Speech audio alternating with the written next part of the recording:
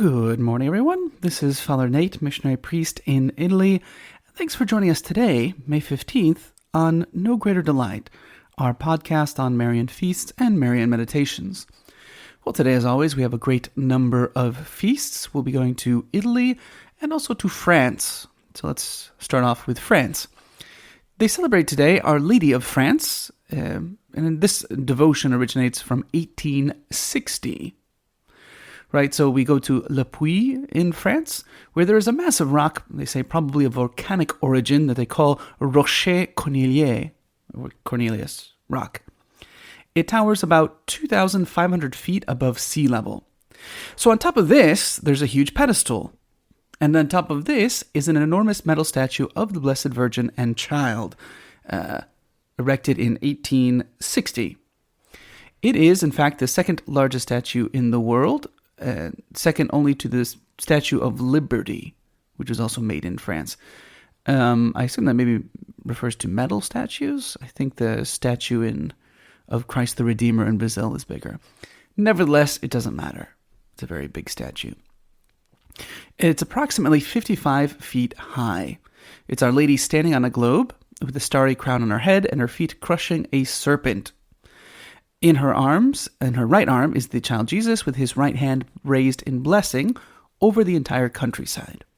So there's actually a long tradition. We said the statue was erected finally in 1860, but it's sometime between the 3rd and 4th centuries. We're told that Our Lady appeared to a local woman who had an incurable disease.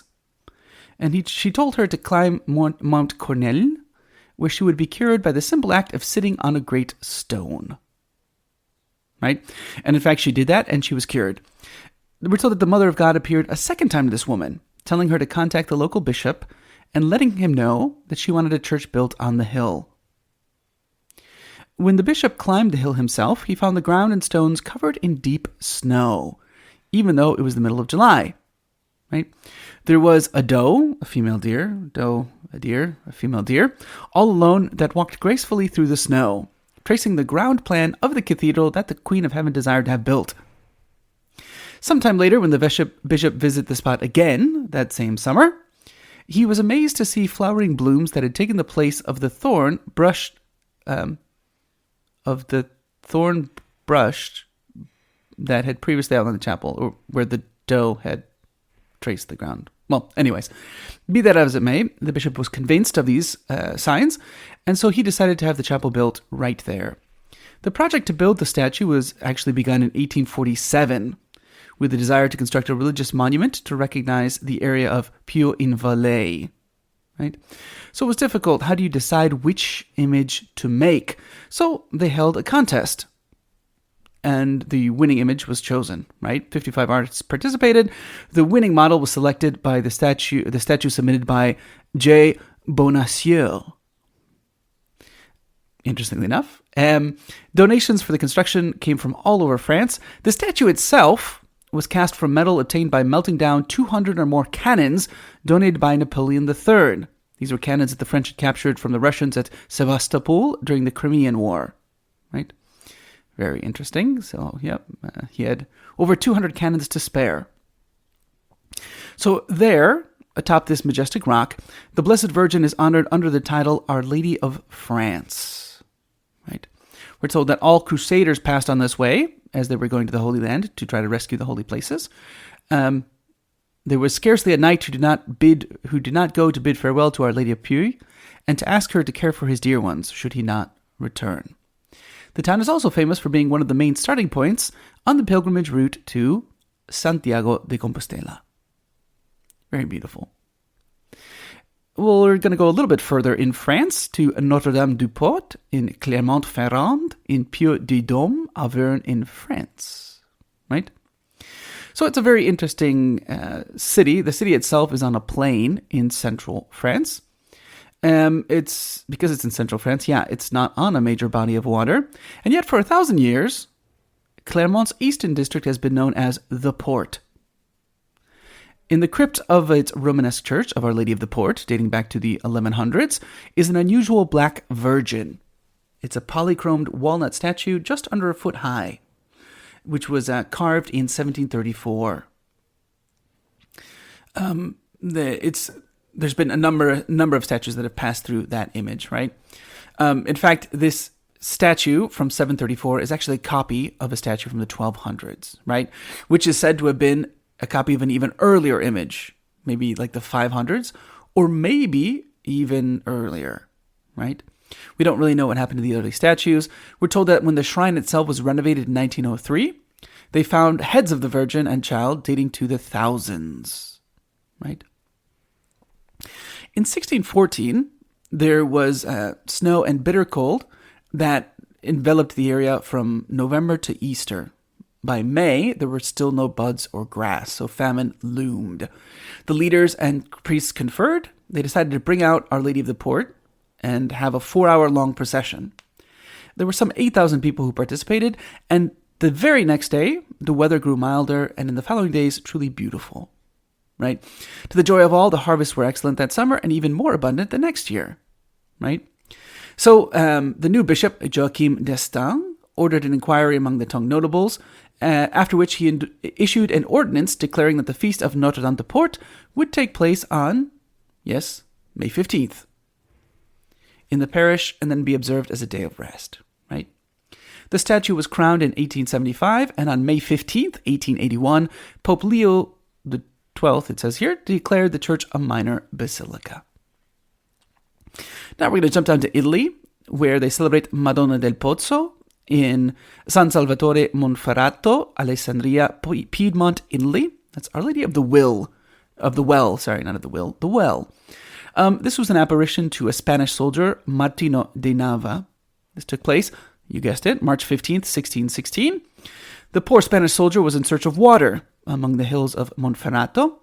He found a well, right? And so while he was looking for a bucket, one of the citizens of that area attacked him, seriously injured him, and threw him into the well. Well, that poor Spanish soldier implored with all of his heart the Heavenly Mother, who came to his aid quite promptly. She restored him and got him out of the well, and even led him back to his fellow Spanish soldiers, healthy and well. There is now a splendid sanctuary, which indicates where this well was, which was the source of such great mercy of Our Lady. And lastly, we have a Madonna di Montenero, in Montenero, in Livorno. So the tradition tells us that this image of Madonna di Montenero was transported to the hills of Montenero on May 15th, 1345. It came upon a shepherd who was lame. And so he was brought to this image, and as his friends brought him there, the shepherd was completely healed. So they built like a small little chapel for him, and because of all the graces that came through this image, they built actually a nice shrine there. It's an old shrine because in 1792 it was given to the Benedictines, and they're said that even now they're the ones in charge of the shrine. In 1690, the image was crowned by the decree of by the chapter, like the chapter of priests, of St. Peter's Basilica in Rome, and Pius VII wanted her to be the patroness of Tuscany, which was a title recognized also by Pius XII in 1954. So that is what we are celebrating today in the Marian world on May 15th. For today's Marian meditation, taken from the book by Father Ildefonso Villar, we will read the conclusion of Meditation 71, entitled Mary and the Resurrection of Jesus. And this last point is entitled Effects of that Apparition. So, what are the effects in Mary from having seen her risen Son? First, her joy was so great and so intense that only by a miracle could Our Lady stand it and yet live. Her joy was a spiritual and divine joy, similar to that of heaven, which filled her soul without ever tiring her. Second, as a reward for her fidelity and generosity and sacrifice, God granted her more intimate and profound compenetration with her divine Son. The compenetration was such that it reached the maximum which divinity could attain when giving itself to a creature. Third, she gained a clear knowledge, a more subtle contemplation of the divine work of redemption and of the greatness of her Son. Doubtless Jesus then revealed to her his most sublime secrets, his plans and projects, his ascension into heaven that was to take place in a few days, the foundation of his church, and the share she would take in it. Finally, the great secrets of heaven, the many souls who were about to enter. Let us also rejoice at Christ's glorious triumph and at the joy of our Heavenly Mother. Repeat often the greetings of the Church. Regina Caeli laetare alleluia. Rejoice, O Queen of Heaven. Ask for a share in her joy, if not now, someday in heaven. And do not forget that according to St. Paul, we must derive from the resurrection of our Lord a real aversion for the things of the earth, that neither can nor should fill our hearts. That we must look for the things above. That by living now detached from this one, we must long for the next life. That the spirit of faith should render all our actions supernatural, and thus confer on them a value which they cannot have of themselves. For only in this way will they become our real crown in heaven. For today's reading from the Admirable Heart of Mary by St. John Eudes, we continue reading Chapter 7, Heart of Mary, Treasure House of Gratuitous Graces. And so again, John Eudes is giving us an exposition on 1 Corinthians 12, verses 8 through 10, explaining how all these gratuitous graces are found perfectly and in the highest degree in the Blessed Virgin Mary. I do not exhort you, dear reader, to imitate the graces just described, for these sublimities are admirable rather than imitable. But I adjure you to take care not to fall into the sentiments of Luther, Calvin, and other sectarians, who seek to snatch from the Church some of its greatest and most signal jewels, by attempting to deprive it of the grace of revelations, and the gift of miracles. Throughout the history of the Church, there have been such manifestations of the power of God. The Spirit of light operated marvelously and powerfully in certain chosen and faithful souls.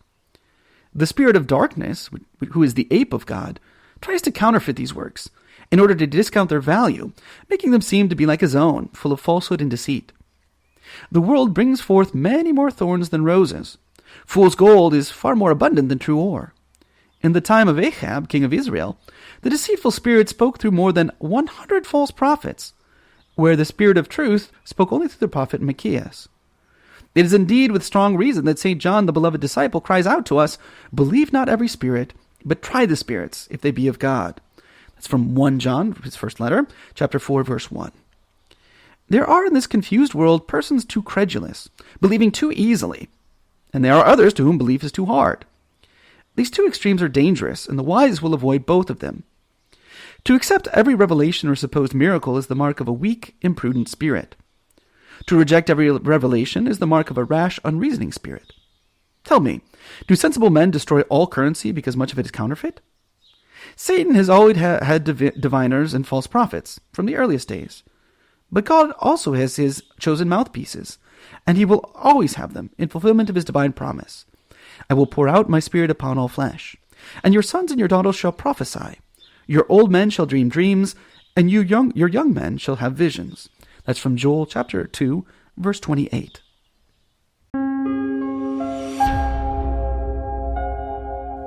Hello, and we hope that you enjoyed listening to our Marian podcast. In the spirit of Saint Bernard of Clairvaux, we say to you that there is no greater delight than to spread the devotion of Our Lady. We hope you share these sentiments and encourage you greatly to share with a loved one. Know that you are always in our prayers, and we ask that you keep us in yours. God bless.